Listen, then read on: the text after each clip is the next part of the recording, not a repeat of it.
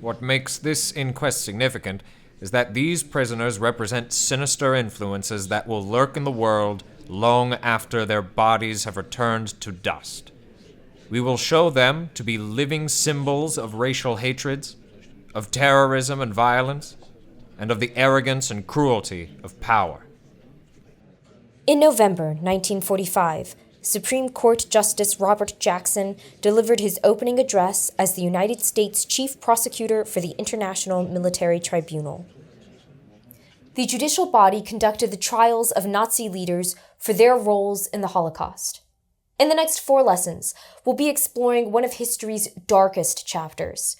How did conditions in Germany and Europe during the 1920s and 30s enable Adolf Hitler and the Nazis to commit horrific acts of violence? How did the rise of the Nazis impact Jewish people living in Europe at the time? Today, we'll be answering those questions together.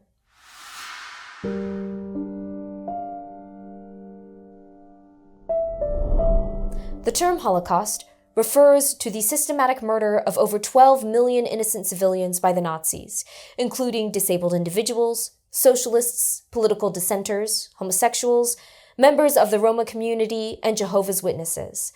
And among the 12 million victims were over 6 million Jewish individuals. Throughout this course, we've talked about how recent history has usually moved toward democracy and a greater focus on human rights. As the birthplace of the Enlightenment, Europe was often at the center of these developments. Which begs the question, what societal factors allowed the rise of the Nazi Party and their murder of so many innocent people?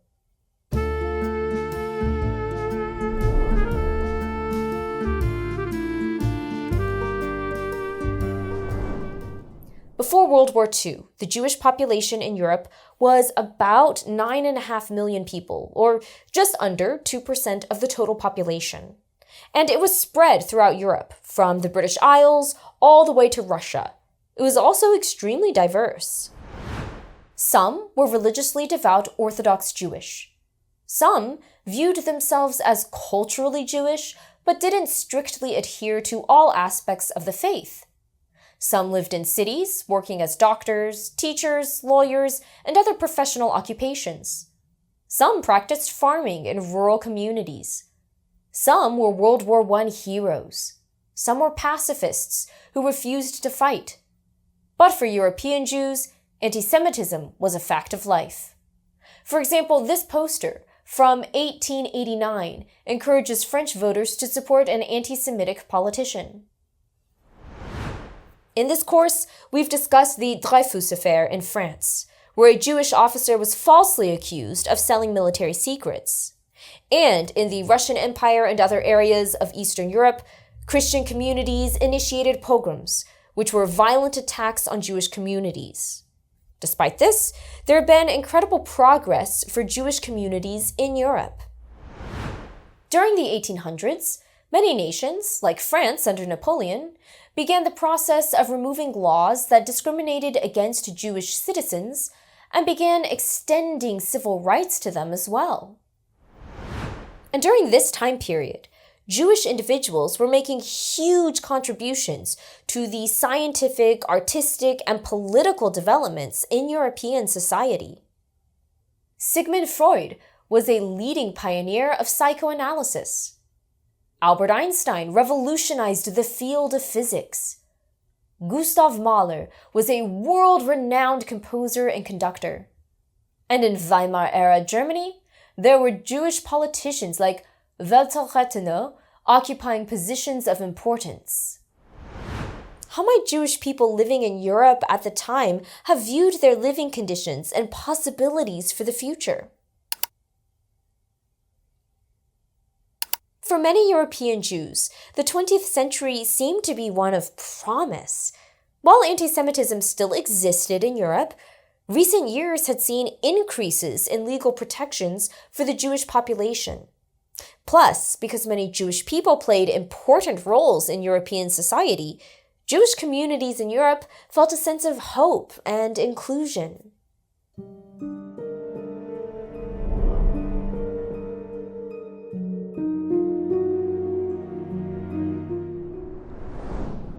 But as many Jewish people living in Europe were optimistic about what the future held, there were storm clouds on the horizon.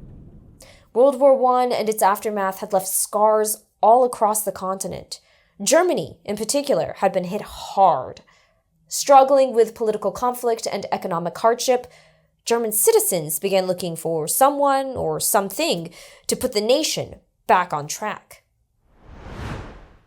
Adolf Hitler and the Nazi Party rose to power by promising a return of German national glory and a solution to the nation's economic problems.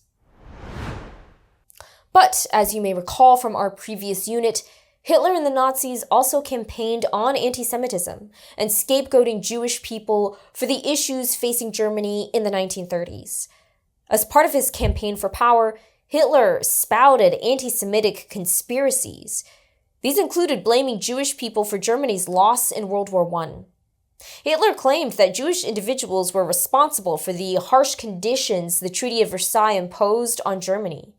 He also used anti-Semitic stereotypes to scapegoat Jews for the post-war economic hardships the nation was facing. And after taking power, Hitler and the Nazis systematically destroyed democratic norms and values to crush opposition to the party, therefore crushing dissent and resistance to their anti-Semitic policies. How might the rise of Hitler and the Nazis impact the Jewish population of Germany?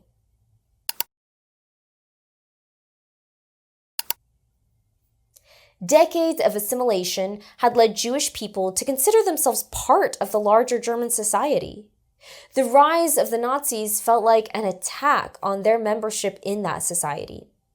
Some Jewish people began to look for ways to escape Nazi-controlled Germany.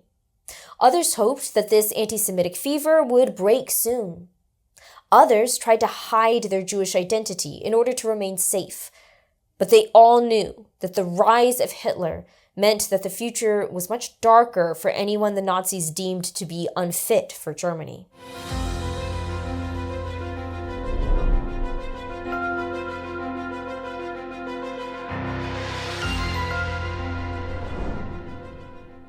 But how do you take prejudice and anger and turn it into actual malicious hatred?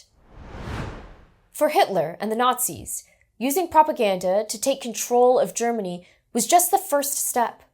Once in power, they would use propaganda to feed anti-Semitism, economic anxiety, and a feeling of general helplessness until those feelings poisoned a nation's heart.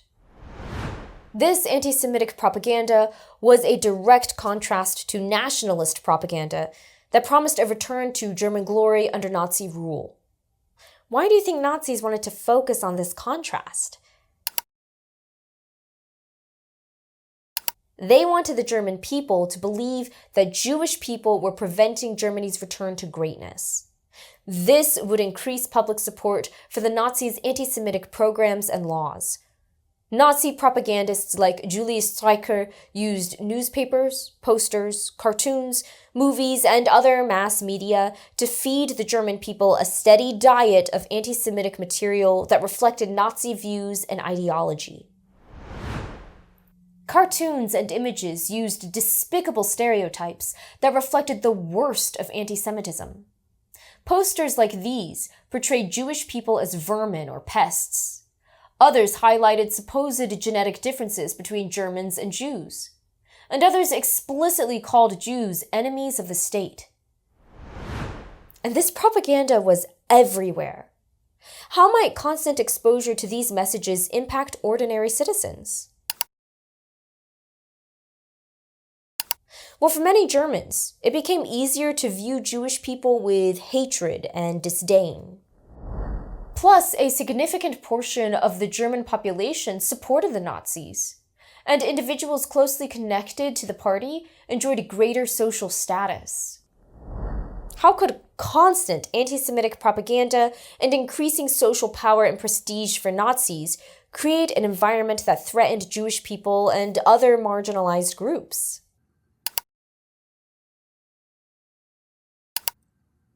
Throughout areas controlled by the Nazis, the ever-present propaganda and increasing power of Nazi groups created an environment where it was acceptable for ordinary citizens to marginalize, ostracize, and attack Jewish people and members of other marginalized groups.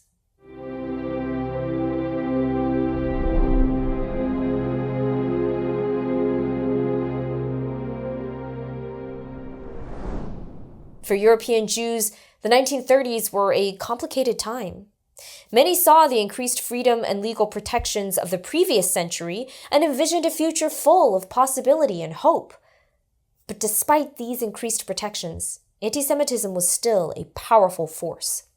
And Hitler and the Nazis used it to scapegoat Germany's Jewish population for the country's post-World War I problems. They used propaganda to influence widespread opinion, creating an environment where hatred and prejudice were normalized.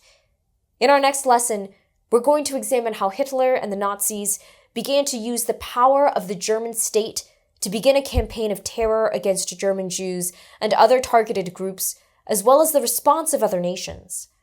But until then, remember that history is everywhere.